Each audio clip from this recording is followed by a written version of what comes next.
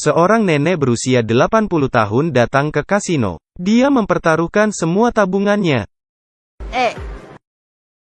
Detik berikutnya bola jatuh ke angka 8. Uangnya langsung berlipat ganda 10 kali. Nenek semakin yakin dengan instingnya. Dia kemudian bertaruh lagi. Tidak disangka bola jatuh ke angka 8 lagi.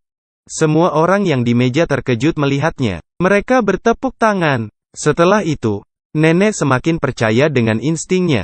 Dia kemudian mempertaruhkan semua uangnya. Semua orang yang melihat pun tercengang. Paman di sebelah menasehatinya. Tapi nenek tidak peduli. Chip yang ditaruh makin tinggi. Mulut semua orang menganga. Saat bola berputar, semua orang menahan napas. Bola berhenti di angka 8. Semua orang tercengang dan bertepuk tangan. Nenek mencoba berbagai permainan. Meskipun ini pertama kalinya nenek main, dan ia tidak memahami aturan. Asalkan nenek mengulurkan tangannya, detik berikutnya ia akan menang. Dalam sekejap, nenek menjadi terkenal di kasino. Bahkan bos di sebelah tidak berani melawannya. Penyebab nenek menang terus dikarenakan nenek membayar $2 untuk menghitung nasibnya. Orang pintar itu berkata bahwa nenek akan menang banyak uang malam ini. Benar saja, setelah nenek meninggalkan kasino, keberuntungan tetap datang. Saat nenek menaik bus untuk pulang, ia menemukan bahwa penumpang di sebelahnya sudah meninggal, dan isi tasnya penuh dengan uang sebanyak 50 juta yuan. Seorang nenek berusia 80 tahun sedang naik bus, menemukan seorang lelaki telah meninggal. Dia langsung mendorong lelaki itu. Dasar. Saat nenek mengecek napas lelaki itu sudah mati. Ketika nenek ingin memanggil seseorang, ia menyadari tas lelaki itu penuh dengan uang. Ide jahat muncul di kepala nenek. Nenek ragu-ragu melakukan kejahatan, tetapi ia melihat sebuah tato di lehernya. Setelah berpikir beberapa saat, ia meyakinkan dirinya untuk pergi. Nenek mengambil uang tersebut dan pergi. Nenek langsung menghitung uang itu, 50 juta yuan. Dia berpikir masalah ini sudah selesai. Tak disangka keesokan harinya, dua tamu tidak terduga datang ke rumah. Keduanya adalah anggota organisasi biru. Mereka bertanya kepada nenek apakah dia mengambil uang orang lain.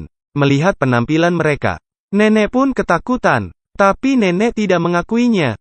Melihat nenek yang ketakutan, mereka yakin nenek inilah yang mengambil uang tersebut. Mereka memutuskan untuk memberitahu bosnya. Nenek sadar, sebentar lagi dia akan dicari oleh mereka. Dia pergi mencari jasa bodyguard. Dia menghabiskan banyak duit untuk menyewa seseorang. Dia akan dijaga sepanjang waktu.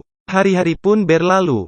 Saat nenek ke salon, dan Andi membeli makanan, kedua orang itu muncul lagi. Mereka masuk ke salon, dan mengancam nenek. Saat mereka mengancam nenek, Andi masuk ke salon. Andi langsung memukul mereka, dan membuang pisaunya. Andi kemudian mengambil senjata, dan mengancamnya. Saat nenek sampai di rumah, dia tahu keadaan ini tidak baik. Nenek bercerita ke temannya.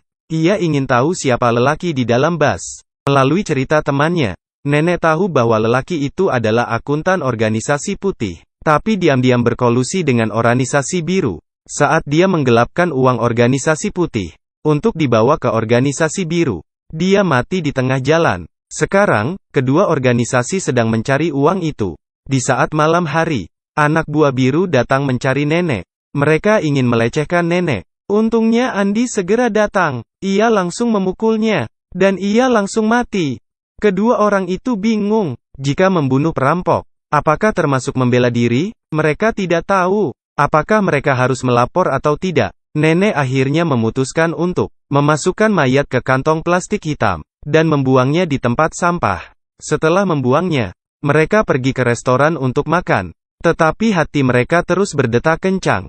Nenek tidak bisa tidur, dan pergi melihat mayat tersebut. Saat nenek naik untuk memeriksa, dia menemukan bahwa mayatnya hilang. Sepertinya sudah ditemukan orang lain.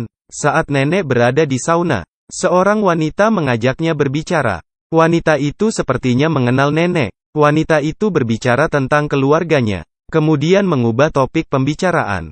Uang yang dipinjam harus dikembalikan. Pada saat ini, nenek langsung tahu identitas wanita ini. Wanita ini adalah ketua organisasi putih. Tetapi nenek tidak ingin mengakui perbuatannya. Ketua langsung keluar saat nenek tidak ingin mengakui perbuatannya. Saat nenek kembali ke rumah, Ia melihat rumahnya berantakan, diobrak-abrik oleh orang lain. Ia kemudian menerima surat bahwa cucunya diculik. Dia berpikir ini adalah perbuatan organisasi putih. Tapi ini berasal dari organisasi biru. Mereka mengancamnya agar membawa uang 50 juta yuan untuk ditukarkan dengan cucunya. Nenek yang terguncang segera menghitung uangnya. Di saat dia membereskan uang itu, Andi masuk ke dalam. Dia akhirnya mengerti mengapa banyak orang mengejar nenek tua ini. Ketika Andi mengetahui situasinya, dia tidak percaya mereka akan mengembalikan cucunya setelah menyerahkan uangnya. Mereka mengambil uang tersebut dan pergi. Nenek memasukkan kertas bekas ke dalam tas. Saat nenek tiba di lokasi, mereka langsung memeriksa isi tas. Karena tidak percaya dengan nenek, saat mereka ingin melukai cucunya, ketua organisasi putih datang. Rupanya Andi mengembalikan uang itu. Dengan begitu mereka terhindar bahaya. Andi tahu bahwa organisasi biru melakukan banyak pengkhianatan. Jadi dia memilih untuk percaya pada organisasi putih. Nenek berhasil membawa cucunya pulang. Mereka kembali hidup tenang. Videonya juga berakhir di sini. Jangan lupa untuk like dan subscribe. Terima kasih.